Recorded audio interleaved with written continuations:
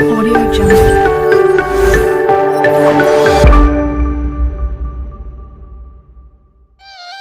Hello friends, Light India channel আপোনালোক সকলোকে স্বাগতম জনাইছো। আশা কৰিছো আপোনালোক সকলোৱে ভালে আছে, মই ভালে আছো। আজি মই আপোনালোকক শিশু দিৱসৰ তাৎপৰ্যৰ বিষয়ে জনাম আৰু যদি আপোনালোকে আজি এই ভিডিঅটো চাই ভাল পায় তেন্তে প্লিজ লাইক এটা কৰি দিব আৰু ভিডিঅটো সম্পূৰ্ণকৈ শেষলৈকে চাই থাকিব। বলক তেন্তে আজি ভিডিঅটো আৰম্ভ কৰো। শিশু দিৱসৰ তাৎপৰ্য। ভাৰতৰ প্ৰথম প্ৰধানমন্ত্ৰী জৱাহৰলাল নেহৰুৰ জন্ম জয়ন্তী 14 নৱেম্বৰত শিশু দিৱস উদযাপন কৰা হয়। জৱাহৰলাল নেহৰুক শিশুসকলে মৰমত চাচা নেহৰু বুলি মাতিছিল।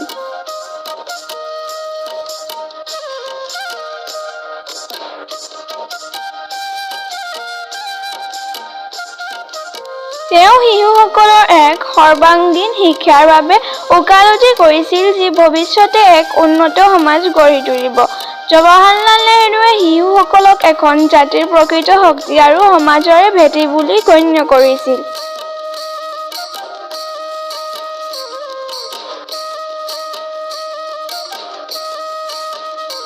জৱাহৰলাল নেহৰুৰ মৃত্যুৰ আগতে ভাৰতে 20 নৱেম্বৰত শিশু দিৱস উদযাপন কৰিছিল।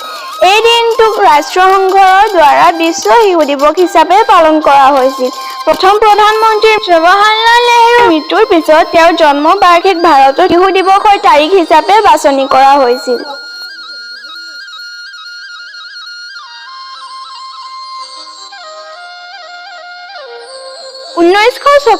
চনত জৱাহৰলাল নেহৰুৰ মৃত্যুৰ পিছত তেওঁৰ জন্ম জয়ন্তী শিশু দিৱস হিচাপে ভাৰতীয় সংসদত এক প্ৰস্তাৱ গৃহীত হয়। পণ্ডিত নেহৰুক শ্ৰদ্ধাঞ্জলি জনোৱাৰ উপৰিও শিশু দিৱসৰ লক্ষ্য হৈছে শিশুসকলৰ অধিকাৰ, যত্ন আৰু শিক্ষাৰ বিষয়ে সজাগতা বৃদ্ধি কৰা।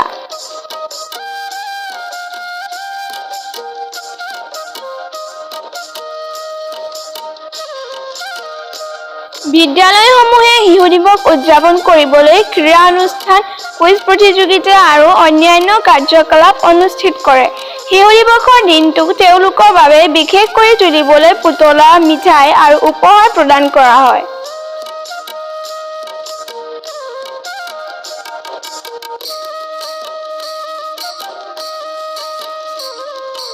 জৱাহৰলাল নেহৰুৰ কথাত আজিৰ সন্তানে কাইলৈৰ ভাৰত গঢ়ি তুলিব।